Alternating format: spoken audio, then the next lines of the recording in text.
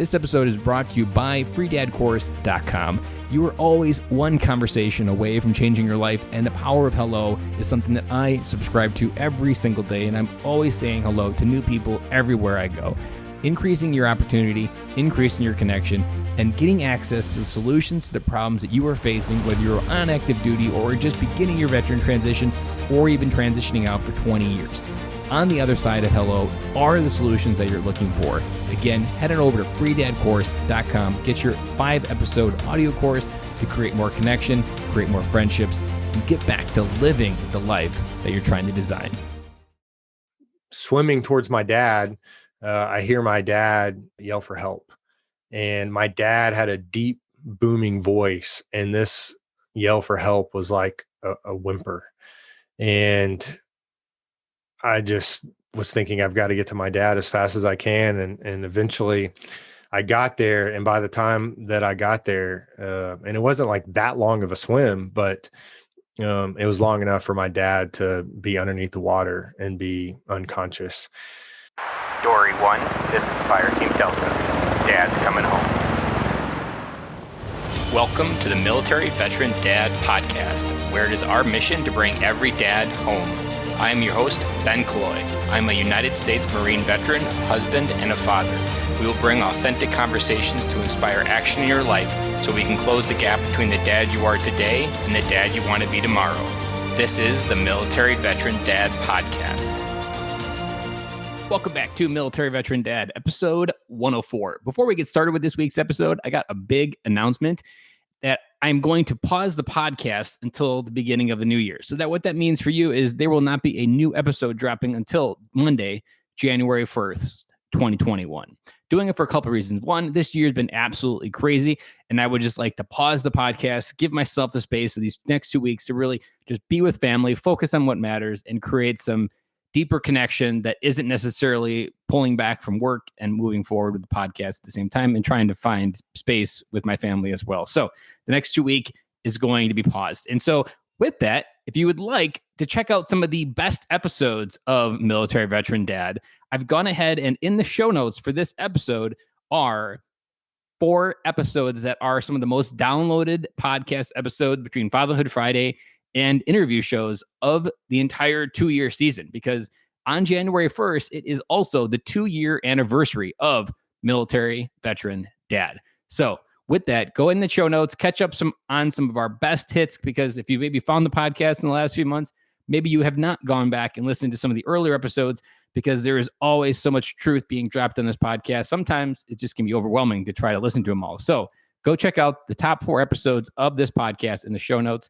And let's get into today's episode with Blake Brewer. So Blake Brewer is a friend that came into my life on Facebook, as we talk about in the interview, and his story of how his life changed when he was 19 really impacted me, and I know it's going to impact you. I'm just prepping for this episode. It was deep in my heart of how much truth Blake was revealing and was connecting in my heart. I share some of my story on this podcast as well that relates to his story.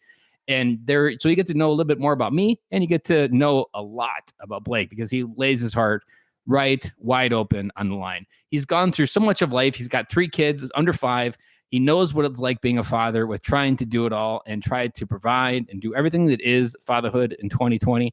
And I know you're going to absolutely love this episode. So enough of me rambling. Let's get started with this week's episode with Blake Brewer. And if you want to hear my big takeaway of this episode, as always, stay tuned for the other side. Welcome to the podcast, Blake. Ben, what is going on, my man? I'm so glad to be here. I've been looking forward to this conversation all week. I feel like from our previous conversations that we line up a lot, very similarly. I do. And I love connecting with dads when you have that initial synergy and you're just like, there's been many dads. There was one dad that was just on, and I remember in the interview, we were like, we should have been friends for like 10 years ago, because we got so much ground to make up, and you were definitely in that category. And I want to say you were like a Facebook friend suggestion, and then you started posting a course and challenge that you had. And so then I commented on it, and then essentially it was born out of that. And I can't tell you how many friendships that are great friendships today were born out of comments between LinkedIn or Facebook. And I think this will be a perfect example of another one as well. Yeah, I can get really frustrated at social media and all the negative parts about it. but it is great to connect with people, and I try to use it for that. I mean, I have a story where I had a Facebook friend come into my life in like November of last year. And 6 months later, I ended up spending $3,000 in a coaching course that he offered. So like in some cases, these suggestions can get really expensive too. Well, shoot, I'm going to see if I can figure out some way I can get $3,000 from you now that I know you're willing. It was the right time, and it was right in quarantine. It was like before quarantine hit, so it was all kind of just the right season and the right feeling. And it was essentially it was called the Fearless Father Program, of just identifying your fears and learning how to walk through them. But go ahead and unpack your family a little bit, because you do have a interesting story of how you got here today, and even go back to the beginning where your story of what makes you who you are today and how you lead your life today, where that really took a turn for the worse. But then also in this case, looking backwards, it really took a turn for the better.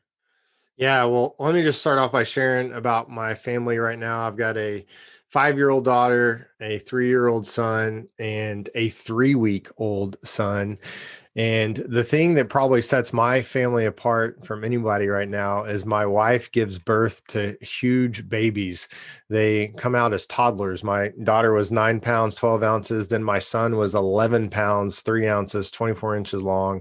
And it was a very traumatic event. And then my son that was just born was 9 pounds, 13 ounces. But we took him 10 days early because my wife was like, heck no, I'm not going through that again. So, but we have a blast, man. I love being a father. My son is already learning how to play football and baseball, and then at other times I'm dancing with my daughter around the house. So it's a blast. But as far as growing up in my family, I had a brother and a sister and a mom and a dad who grew up in Texas. My dad was my football coach, my baseball coach, and we had a pretty good relationship. And then when I was 19 years old, I had a tragedy that I experienced with my father that I hope that nobody else has to experience what I experienced May 23rd, 2003 in Hawaii. My mom had planned a lot of vacations for us growing up, to the Florida, to Colorado, but this was to Hawaii, Ben. And we were like, this was like our pinnacle vacation. And I had just finished my freshman year of college, and we jumped on a plane. We were so excited to get over there. I remember the first day that we were there, we put all the brochures on the kitchen table, and we were trying to decide what we were going to go do. And I'll never forget it because my dad made a joke, and my dad was not the funny guy. I mean, every once in a while, but like we saw this brochure for a moped, and my dad just kind of mocked himself riding a moped. And this was funny because my dad was this like really large man. He was 6'3", 230. He played tight end in college and then got drafted by the Atlanta Falcons, and was actually Terry Bradshaw's tight end at Louisiana Tech, caught Bradshaw's first touchdown pass. They were roommates. I have this really cool picture actually of Bradshaw and my dad and President Nixon in the Oval Office, because senior year they got invited up there together. So my dad, was not going to ride a moped. And so we decided to go to the beach and go to Hanauma Bay. And if you've been to Hawaii, you know, this is one of the most beautiful places in the world. And as soon as we got there, we jumped in the water. I mean, we were ready to get out in the water and go snorkeling. And we saw some beautiful fish, saw a beautiful sea turtle. And Ben, it was just like, I just remember like yesterday, because it was so cool. I just remember thinking, man, I'm hanging out with my dad. And there was just something about hanging out with your dad. I had been gone at college for a year, and so it was just cool to be with him. And him and I were both adventure seekers. And so we just kept going further and further out in this bay, and kind of going down. If you can picture a horseshoe, we were going down the right side, and we get to the spot where the water is a little bit more treacherous and the waves pick up. And now we're in an area that I now know is called Witch's Brew. And I pick my head up out of the water, and I'm looking for my dad. And I'm like, where'd my dad go?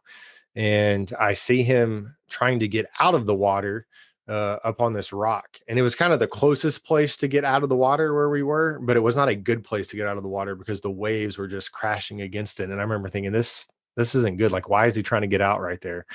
And sure enough, as he was about halfway up the rock, this wave crashes against my dad, knocks him back down in the water. And I'm thinking, okay, I got to get over there and see if I can help him.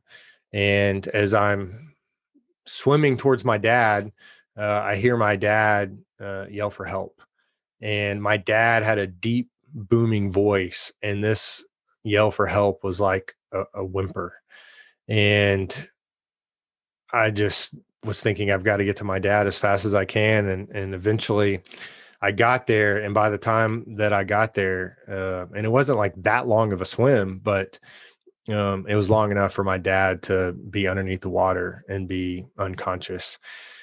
And so at this point, my mind is racing, and I know that I have to get my dad to the shore as fast as I can. And so I put my arms around him, and I'm doing the best that I can to keep his head above water. And I've got to get around that big rock to the beach. And I'm just swimming with him, barely making any progress. And I would say, by the grace of God, there was a snorkeler in the area, and he saw us struggling, and he swam over to us, and he took over for me swimming with my dad, and I was able to swim to shore. And to be honest, if he hadn't showed up, I would have probably stayed with my dad. I don't think I could have left him, and I didn't have the energy to keep going.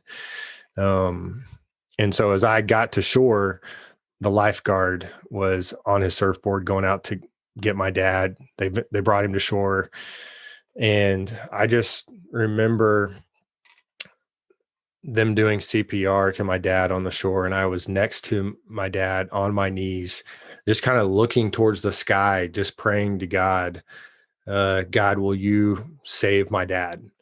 And in the movies where when they're doing CPR to somebody and the water just kind of gurgles out of their mouth and they kind of snap to, their eyes come open. I was expecting that to happen at any moment. My mom and sister were on the beach, and they kind of saw the commotion where we were, and they said, hey, that was the area that Dad and Blake were in. And so they run down, and as they're getting closer, they can see what's going on. And I'll never forget the look on my mom's face as she came up to me, and I said, Mom, I don't know what happened, and it's not good. I don't think Dad's going to make it. And they loaded my dad up into the ambulance and took him to the hospital, and we got a phone call about 15 minutes later that they had pronounced my dad dead. And, at this point, I'm like, what in the heck just happened? Because I was literally having one of the best days of my life. And in a matter of moments, my life has changed forever. And my dad has literally just died in front of me. We go to the hospital, and my dad is laying there in the hospital bed, swimsuit on, no shirt on, of course. And I'm just thinking, like, surely he is about to wake up. But of course he wasn't. And we go back to the condo, and I'm on the back bedroom, and I'm just weeping and crying and trying to figure out what in the heck just happened. And I was asking a lot of the questions of like, God, how did you allow this to happen? Is there even a God? Those types of things, and just trying to figure out what just happened. And my mom comes into the room, and she says, hey, I just got this out of your dad's suitcase, and he's been working on this for the last couple months, and he just finished it, and he's going to give it to you on this trip. And it was a letter. And my dad had never written me a letter before in my life. I had no idea he was working on this letter. My dad had no idea that he was about to die when he wrote this letter. And so I'm sitting there hours after my dad's death, reading this letter of, basically it was a letter of encouragement to me. It was a letter where he shared with me, you're going to face trials in life and you need to persevere. In this letter, he encouraged me to have courage and to keep fighting and to stand for what you believe in and to live with a purpose. The last line of this letter, never forget, obviously I won't ever forget any of this letter, but the last line said, "You might be in the minority here on earth for your faith, but I assure you that in heaven, you'll be in the majority. Love your dear old dad in Christ Jesus." And so by reading that letter, in that moment, I just had such a peace about everything. And obviously it didn't change the fact that I absolutely missed my dad. And really for the next year of my life, I mean, I went to bed every night, like in tears, missing my dad. And every conversation I had with somebody, I was just thinking about my dad and thinking, does this person know about my dad? But that letter that my dad wrote me allowed me to get through, because really that next year in my life, as I was feeling so much pain, I really could have tried to escape that pain in a lot of ways that most of us escape pain, through drugs, alcohol, or whatever those things are.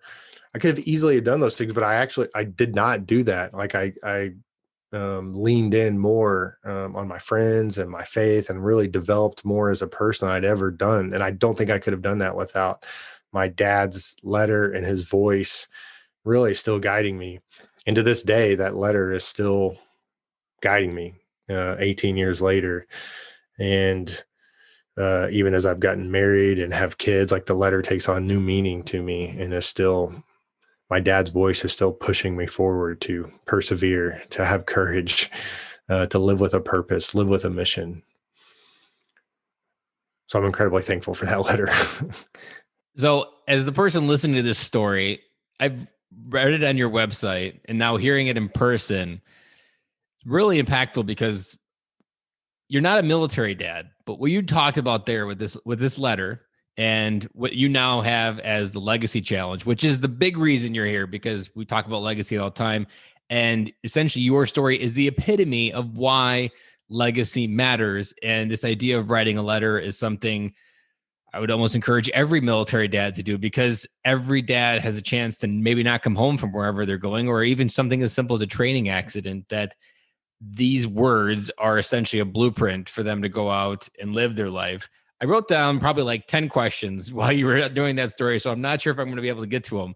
But the one that I wanted to go to first is, what words do you still hear your dad say in the back of your head when you're lost? And like, what are the big words that, like that voice in the back of your head, like what would dad do? Like, what words do you often hear repeated when you ask a hard question about life right now? Yeah, I think it's some of the ones I already mentioned, which is to persevere, to live with a purpose. And really just this idea that you're going to face trials, like you should kind of expect it. Just this idea of just like you're going to make it, like things are going to be okay. And really that's what I learned through that whole situation with my dad's death, was as much as I miss my dad, like life has gone on, and just also realizing too that, everybody is going to face, like I was no different. Like everyone faces those hard things in their life. Like everyone has people that died. Like all of our parents are going to probably die before us. My dad died sooner than I thought he would. It was in a tragic way. And I definitely had to battle, like replaying that over and over and over again in my I can only imagine mind. that help, how long that played. Probably still does in certain times where you hear that help. And, I played through in my mind, like, what if we wouldn't have swam out that far? What if we, what if I had held my dad's head different? Like, what if when I was holding my dad up, his head wasn't above the water? Like just questions like that anyone would, might ask themselves. But I really believe that even as I asked those questions, that I didn't feel like I didn't feel guilty about it, which I think it'd be natural for some people to feel that way. But I just really had a peace about the whole situation. And I think my dad's words, you already touched on, but the power of a letter is, man, it's written down. And so you can go back to that letter and read it over and over. But I would also say this too, before I even read that letter, and I knew when my mom was handing it to me and she said, "Hey, your dad's been working on this letter for a couple of months." it didn't even matter at that point what the letter said. Like knowing that my dad spent a couple of months of his life writing a letter to me. I don't know what else he could have been doing with his time. He could have been watching TV, but he gave up that to write this letter to me. Like, man, did my dad love me? Man, he absolutely loved. Like, what dad takes a couple months to write a letter that doesn't love his children?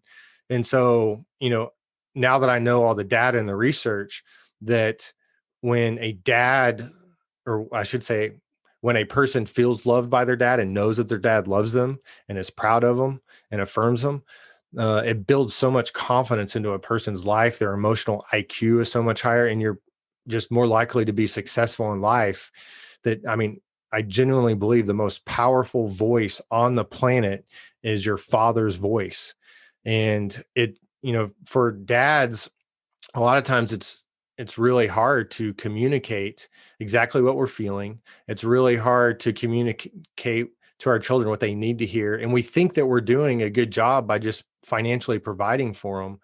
But all the research shows, man, we need more from our fathers than just for them to provide financially.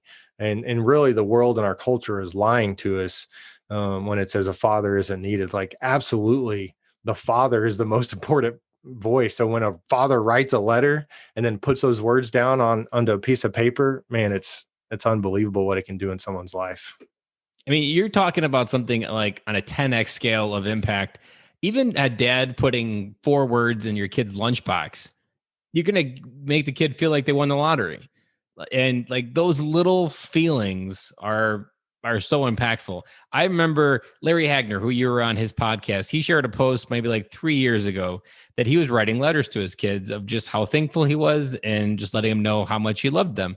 And then he was cleaning his son's room one time and he found a shoebox of those letters, and he had no idea his son was saving those letters. And he didn't really realize the impact that he was already doing. And I don't know if he brought this up when you were doing the interview, but he probably felt like, I need to go bigger with this idea. Like, I had the blueprint, but I probably need to go a little bit bigger. Oh, yeah. Yeah. Well, okay. I wasn't in the Marines like you. And so I'm not a sailor, but I do know, here's an analogy I share with people is the power of a father's voice. If you and I were to go down to Florida and let's say we're going to sail to the Virgin Islands and the wind was not with us and the wind was against us, we could still figure out how to get the sailboat down to the Virgin Islands. Like, you can go crisscross back and forth, and you can get it would take a while. It'd take a lot of work, but we could still get down there. And so that's the way it is when someone doesn't have a father in their life, or a good father, or a father that's connecting with them, or a father speaking into their life. Like, can you still make it in life? Yes, you can still make it. It's a lot harder work. There can be other people that can speak into or give wind into your life. But when a father speaks into someone's life, it's like if you and I were on that sailboat and it was like the perfect wind into our sail that just pushed us so much. We'd get there so much faster, so much easier. And when a father speaks it, it's almost, as a father myself, I forget. And it's so easy to just like go through like the mundane things in life, like, and then forget like how powerful my words are to my children and how much they need to hear from me. And I think that's the message every father needs to hear. Like it does not matter where you currently stand with your children if you don't have a relationship at all. A story that I love, a guy named Victor Marks, who was a Marine, but his father was not present in his life at all. And when Victor was 25 or 26 years old, Victor gets a letter from his father. And this letter starts off as "Dear son." And Victor says, "What? Who are you to call me dear son? I'm not your son." Because that's the type of relationship. They didn't have a relationship. But his dad had gone through a life change and basically shared in this letter to Victor and apologized for a lot of things and just told him how much he loved him and all of these things. Man, it was a life-changing letter for Victor Marks. He actually became a Christian after that letter because what had happened was his dad became a Christian, wrote the letter. Victor becomes a Christian, and now he's doing amazing things all over the world, helping people with PTSD. He's rescuing girls and boys who are caught up in child sex trafficking. And it's all because of his dad's letter. And his dad, anyone could have said those things to Victor, but it was because his dad said those things and said was proud of him. So it's like, Ben, I could tell you, man, you're doing amazing. Like this podcast that you're doing, like, Ben, this is awesome. Like, this is so cool that you're putting this together. And you could be like, okay, man, thank you, Blake, for sharing that. But if your dad says that to you and he says he's proud of you, man, like you said earlier, 10X, like it's totally different. I wholeheartedly agree. And there's different times where my dad has spoken different words because he's never, I would say he's said anything that's kind of been big reaffirming. He was always one that just led by his actions and you kind of got to put the pieces together. But there have been those moments where it's very validating. And I made the newspaper last year about this time for Veterans Day. And apparently it was this article, the way the reporter wrote it and my dad reading it because they get the same paper. And my mom texted me and she was like, Dad finally gets what it is that you do. Because I've been doing it up to a year by that point, and he hadn't understood what I was doing yet. And this article helped him understand what it is that I do and why I was doing it.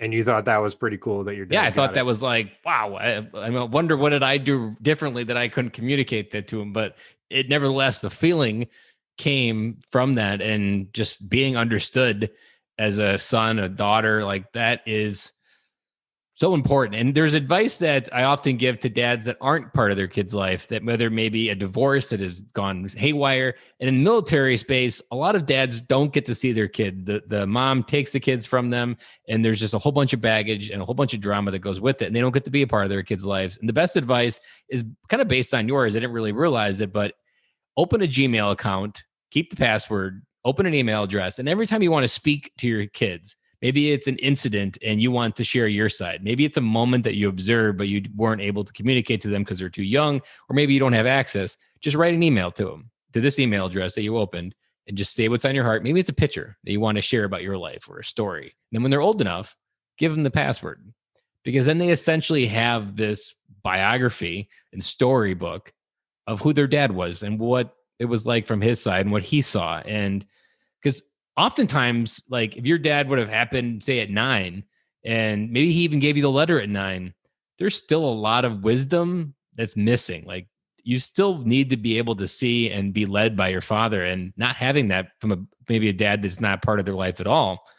That can be just as impactful, giving the kids a blueprint of this is who dad was, when like it's such a powerful thing when they know who dad is, even because most dads don't even share their own stories. So they hide behind, they don't think their life's interesting or whatever. And I barely know my dad. I remember it was like, I don't know, 6 months ago at Easter, my dad was like, oh yeah, growing up, I had like 100 rabbits in the barn and we would always sell them at Easter time. And I was like, I never knew that. Never once did he talk about being this entrepreneur in middle school, selling rabbits and making money doing it. I was like, that life lesson would have been good because I might have been able to figure something out to make money. And he didn't even really realize the impact of it when he did share it. But I was like, I would have liked to know that story a long time ago. That's I feel like pretty common with a lot of us. You know, you shared earlier that your mom was the one who called you and shared what your dad thought about that newspaper article. And I feel like my mom did that a lot too. And every time my mom would tell me, hey, your dad thought you played really good in that football game, or, you know, something else. And, I think that's pretty common, because dads don't know how to communicate. Like, why didn't your dad pick up the phone and call you and tell you that? It's like, no, he told your mom, and then your mom told you.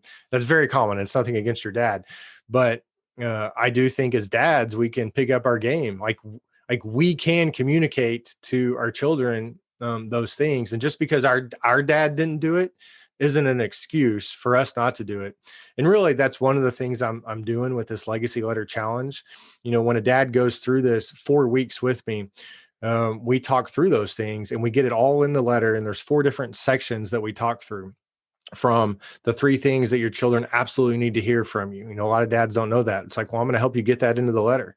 And, I love you, I'm proud of you, and I believe in you. I'm going to help a dad think through apologies and regrets, and make sure that he expresses them in a way that his child can receive it. We're going to talk through memories. Like, it can be really powerful when a father shares memories that he had of his children. So I really help a dad think through, hey, what are the memories that you want to share? But so this all gets in the letter, but this process of going through all those things, this just happened in this last month with the dad. He's like, I wasn't very good at sharing those things. My thoughts around, like, obviously I love my kids, but my thoughts were just not organized to be able to share it. And now going through this process of writing this letter has now organized my thoughts so that now I can now share them verbally over their life. And something else about my dad's story is, so I grew up on a farm, and my dad took over the farm from my grandpa. So he lived and I grew up on the same farm that my dad grew up. And so it was just his family farm. We still have it. My dad still farms. But my grandpa built a house at the end of our driveway. And so my grandma and grandpa moved from where I lived to down to build the house. So my grandpa was always up on the farm every single day up to like 4 years old. And one morning he had a heart attack in the milk house, and he was rushed to the hospital. And next thing you know, it was over. And I don't remember anything about that. I have very few memories of my grandfather, and my dad's never really talked about him. And I've often wondered, like, what did that look like? Like I even almost have a moment of myself thinking about, like, how am I going to go to my dad's farm and do chores if something happened to my dad? Like, I can't even imagine what it was like for him to walk through that milk house the next day, or even that evening, and just be like, man, dad's not here, and have to go through that. Like, I got no emotional connection to that. And he's never talked about it either. I've tried probing around it, but I haven't really been able to crack that. But that is something that I'm very curious about, because even just summer, I was sitting on the bench with my dad. I think we were unloading hay and we got done. And I was like, hey, tell me about grandpa. I don't really know much about him. What kind of man was he?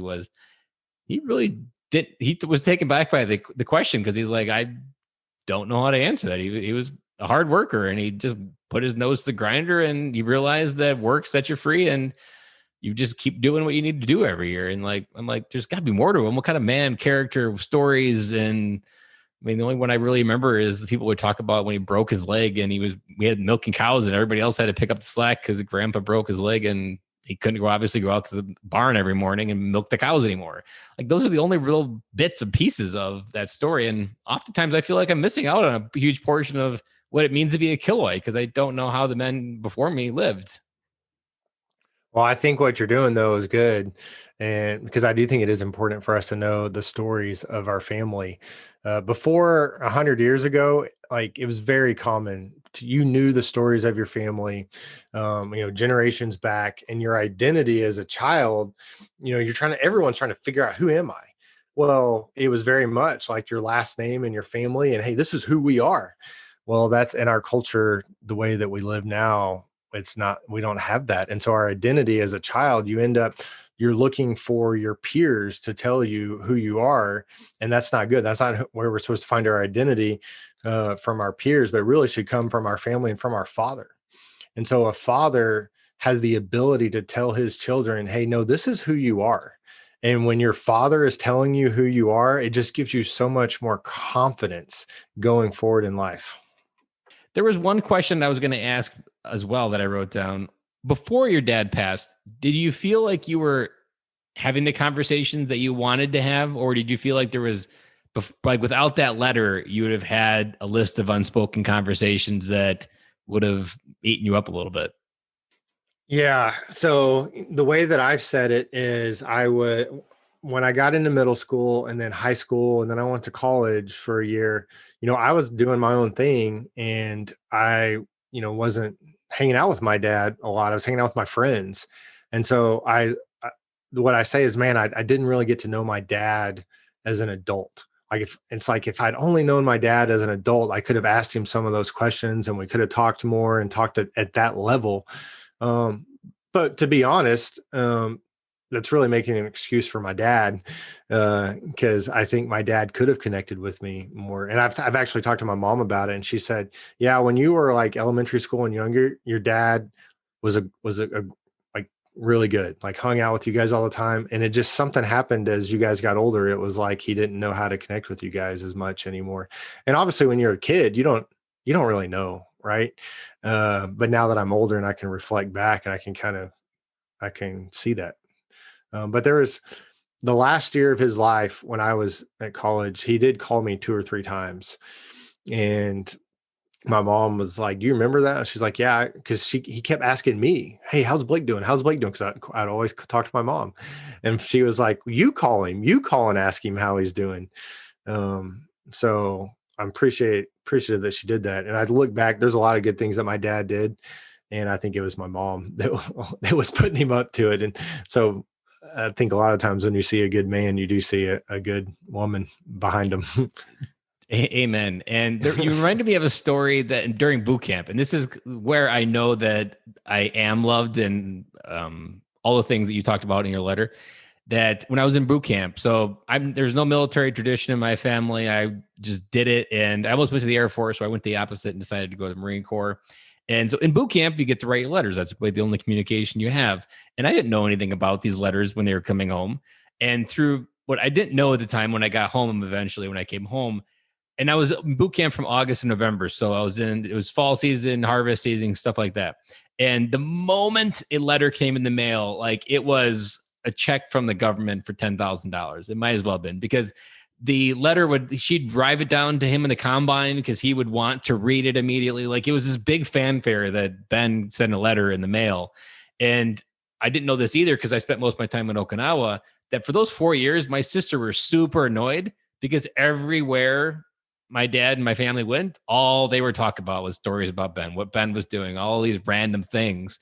And I never felt like that, like when I was growing up or anything, but like there are clues when you do look.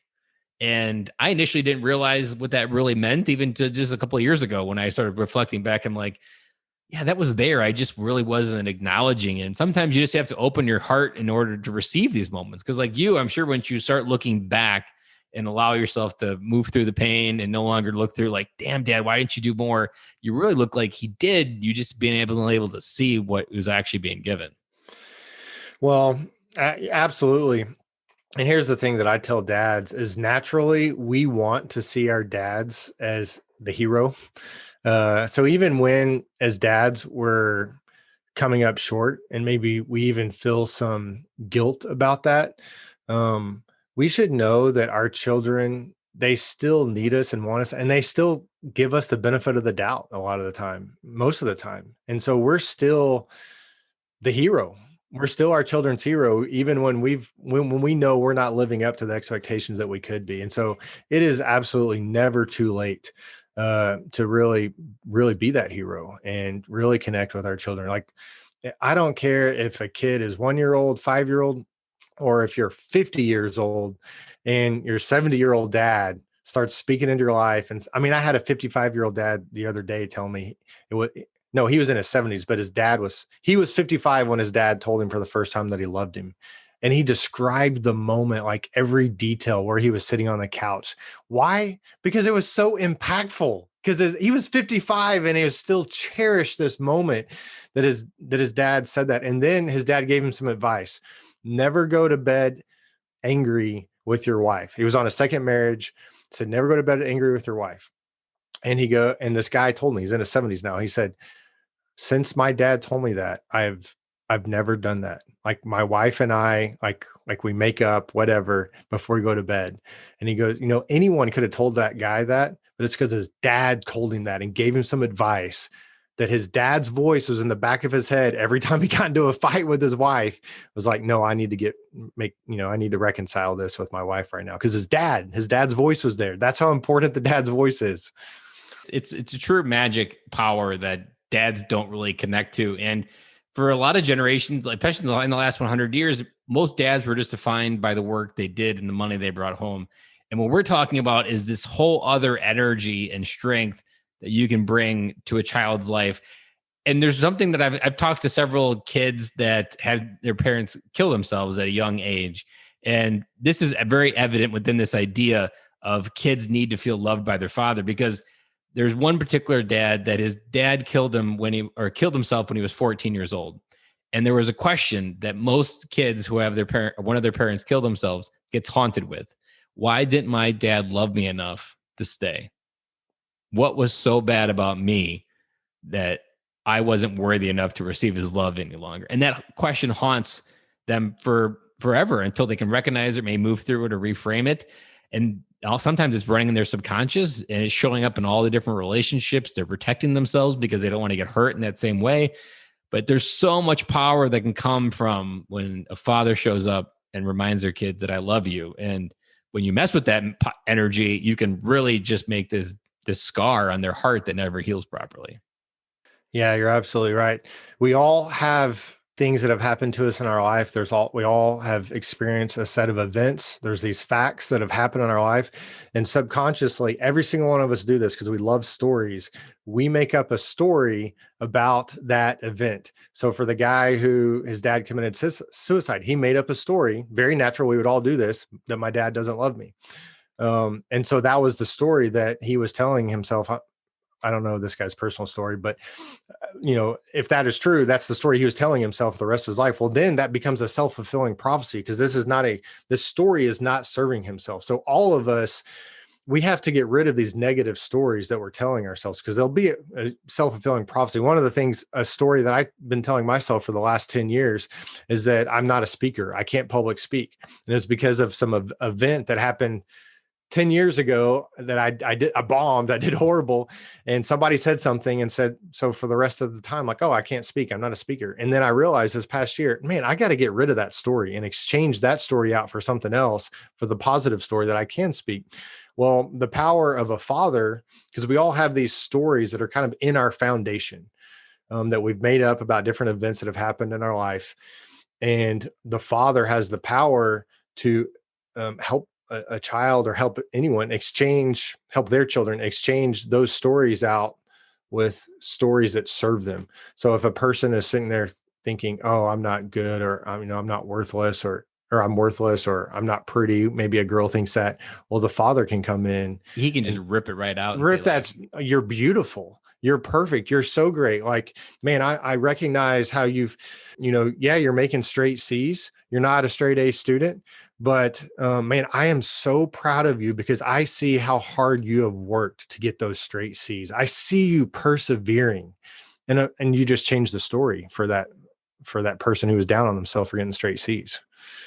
Yeah, it's exactly what you're talking about. And I want to pivot to an idea that many veterans get hung up on, and it's literally like a landmine that we step on and we continue. It's like Groundhog's Day over and over.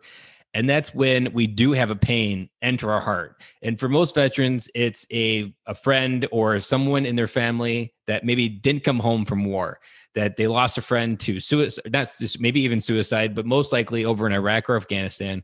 And they haunt themselves with questions like, why did I live and they died? And these questions never have answers. And these are the reasons why many dads don't come home to their families. And it's led to the biggest kind of my thesis for this podcast is that many dads get stuck in what did my service mean, what the legacy of that is, and forget that the real legacy, the generational legacy, is the legacy of your family. So the question I want to ask you is, when you had this pain enter your life, that you started asking questions that only have a rabbit hole of going deeper and deeper and deeper, and you have this letter, which is kind of like your path to get out. What did this pain start to reveal within you that maybe at the time, without this event, you wouldn't have been able to see it come to fruition in a certain way? That's a great question. And I have to really think back to what I was thinking during those times. But, absolutely that, I could have started thinking, man, I can't live without my dad, or I can't, I'm the one who caused my dad's death. Now my mom doesn't have a husband. And look at what has happened to my family. I think I could have just let that guilt take over. Maybe go a little bit deeper and think about what character traits do you have today that started to be revealed in the years to come after that letter being written? Because that pain started to reveal things, like when you learn to go through the pain, when you learn to do the emotional work to process that pain creates growth, and that growth creates that positive change that you are the man you are today. Well, I do think one of the things that happened is I began to develop empathy for people because I started to realize the pain that I was experiencing. And then it just kind of hit me. I was like, I think other people are experiencing pain too. And sure enough, I would ask people, like, we would just kind of get there in conversation because I had this pain in my life.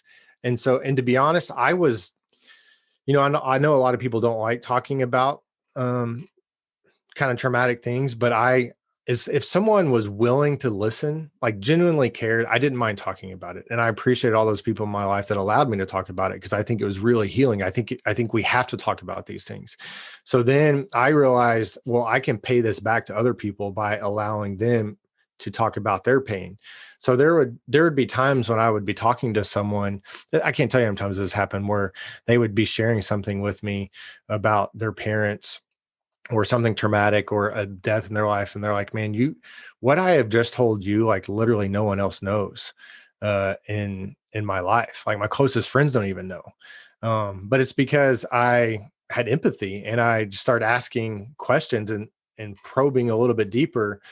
So I don't think I was not in a spot in my life before my dad's death to do that. And so I developed that. I think also just living with a purpose. I had no purpose. I didn't know what I was going to do with my life. And then so that gave me a purpose and a mission.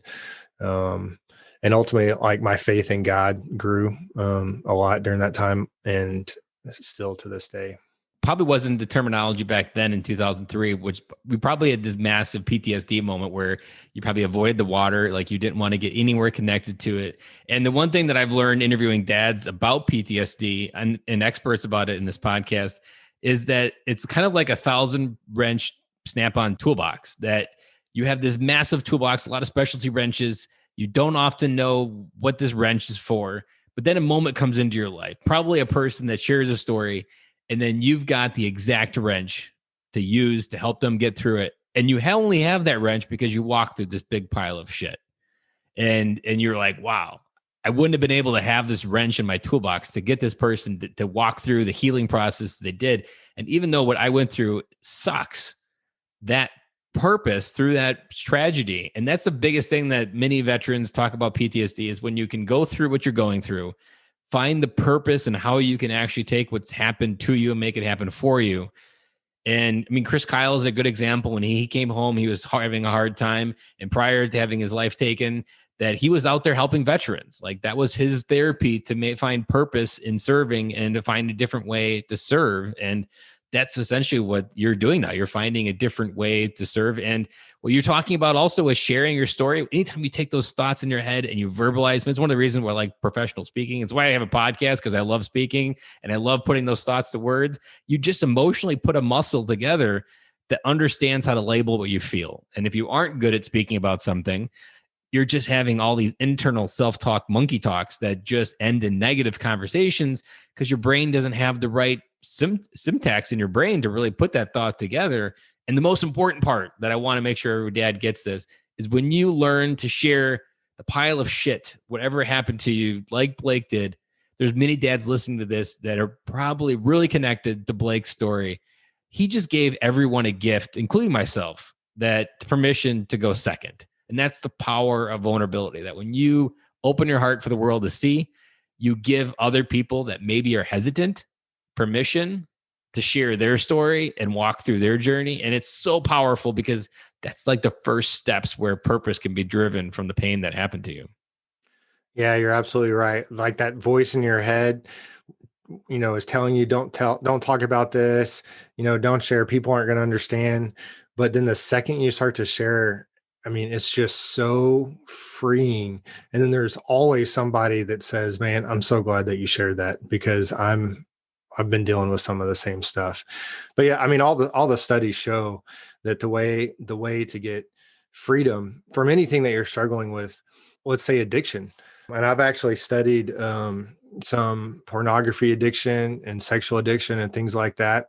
And I know, I mean, the stats are overwhelming that like most guys are regularly looking at porn, and especially younger guys, like 90%.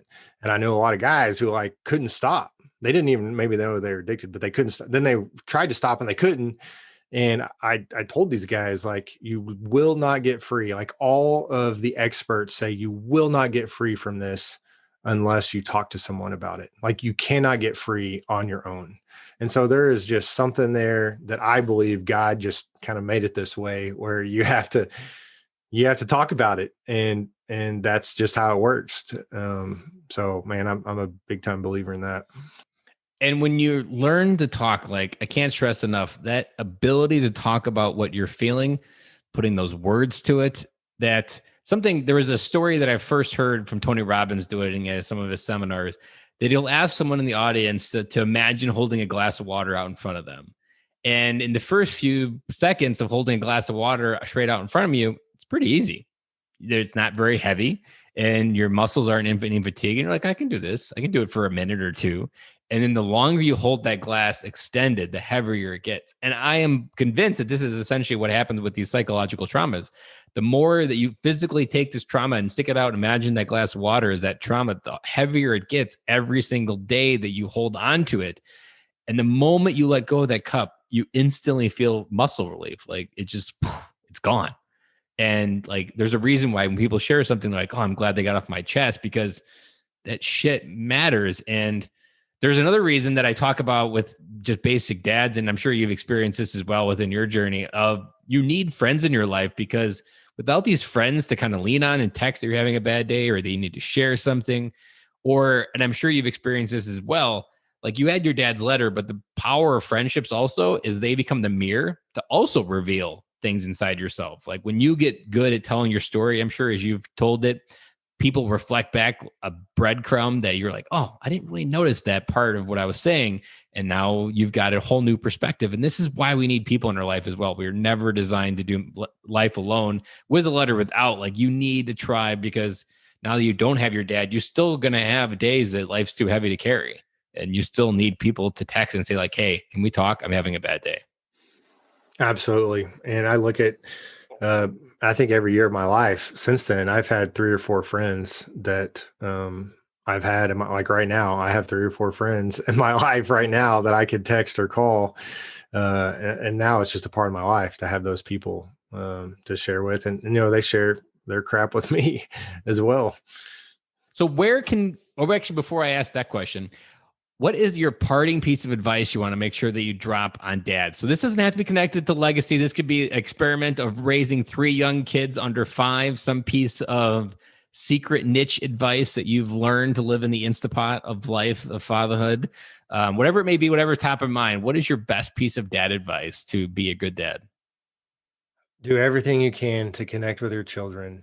And no matter how good you think you're doing, you can be doing better. Most dads do not get training on how to be a dad, but yet we get trained for everything else in life. We get trained in the military, you get trained at your job, and you spend all this time training. Why? Well, of course you get training, because how are you going to do your job unless you get trained? But then who trains us to be dads? And so there's no shame in trying to get trained to be a better dad. Like the second that my daughter was born 5 years ago, I wasn't automatically a good dad. Like I had to learn. I'm still learning how to be a good dad and learning from mentors. I'm reading books. I'm in different communities to learn how to be a better dad. So that's some advice I have. And I love that advice, because connection is something, and I'm sure you've experienced that. You think you're actually like parenting and being a father to your kids, but in those moments of connection, you're really leading yourself in many ways. Like you're on your own emotional journey. You're figuring out something that you maybe haven't figured out. And kids are such a beautiful way to reconnect to ourselves. They reflect some of the best parts, also the worst parts back to us, because they know how to push our buttons. But there's so much that can come from creating those awesome moments of connection. So everybody listening to this podcast episode is probably super excited to write a legacy letter, and they probably have no idea where to start. And now we have this exact person in our life that can help us. Where's the best place to get connected with you and learn how to write a legacy letter and transform our child's future before we even know what it's going to look like?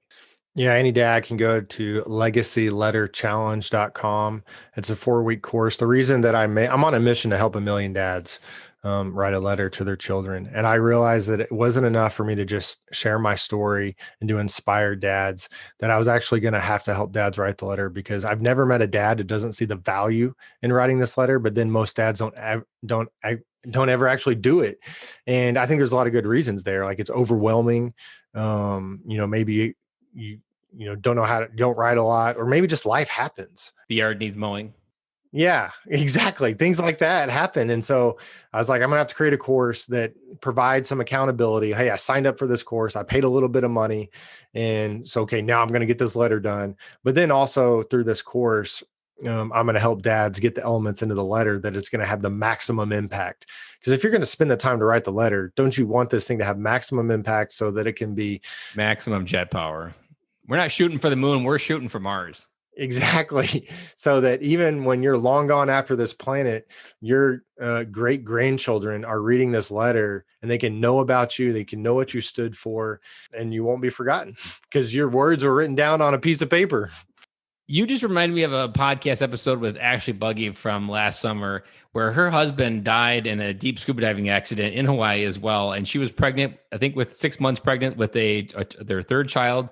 They had 2 kids under 5, I think maybe 4 at the time. And he lived his life without a bucket list. Like he PCS'd to Hawaii, went on a sailboat from San Diego Harbor to Hawaii with 5 other guys. And that's how he PCS'd to Hawaii. Like he was always out there. If he wanted to do it, he just did it.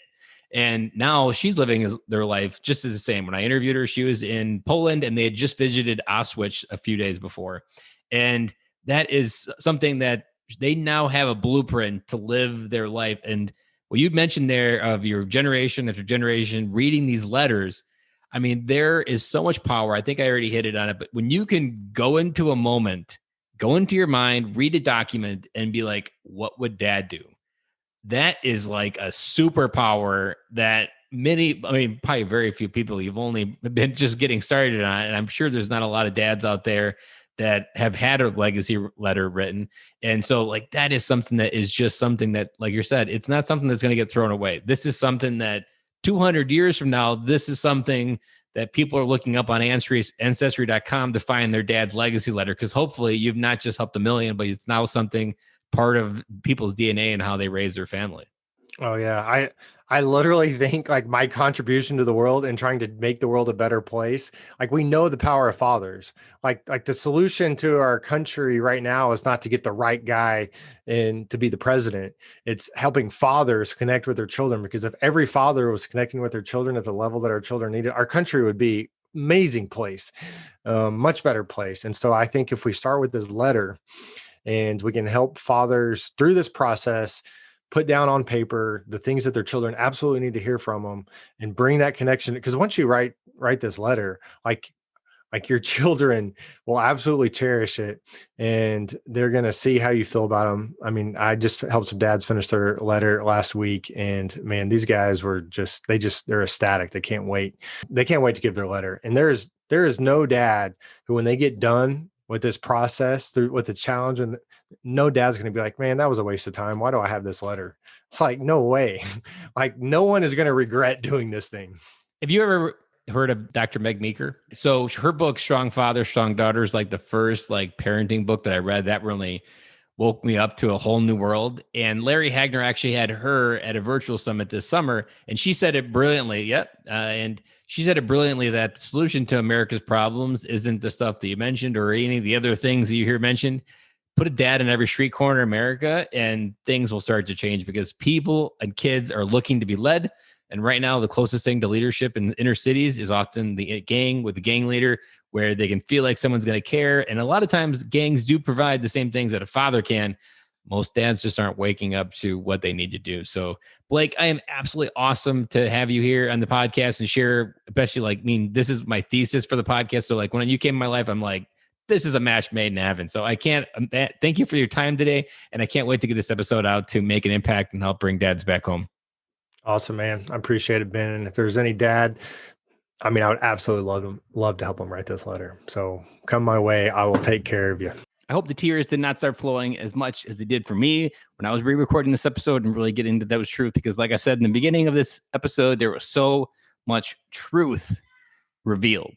And for me, the big part of what I learned re-listening to this episode and being present with this episode and being friends with Blake now is the power to put words to your pain. There was so much truth to what he was talking about, of this deep pain of losing his father when he was 19, and the process of putting words to it through letters and helping other men, going on podcasts, sharing his story, getting in touch with his story, understanding how it was always happening for him. To me, that's very similar to my journey. And there is so much truth and healing that can come for a dad out there listening that maybe resonated with what Blake was talking about, but really was kind of stuck on the right next step. I think Blake gave us a big gift in this episode to heal what is hurting us and move through it. Because when we put those words to it, there is some power that's lessened on us, but then we also gain a power to move through it and actually help others move through it as well. And again, all those information for everything about Blake Brewer, and if you want to get connected to what he's got going on and learn how he can help you write a legacy letter, go ahead on over to the show notes at militaryveterandad.com, and everything will be there. All the links you can get checked out. And like I said, Blake is an amazing person, and this episode touched my heart, and I hope that it touched yours. And as this is the final episode of the year, I would like to wish everybody a Merry Christmas and a Happy New Year. And with everything that has been going on, I hope you get to connect with some family and just reconnect and create some great memories in the world of chaos that is going around. So without further ado, I will see you on the other side in 2021.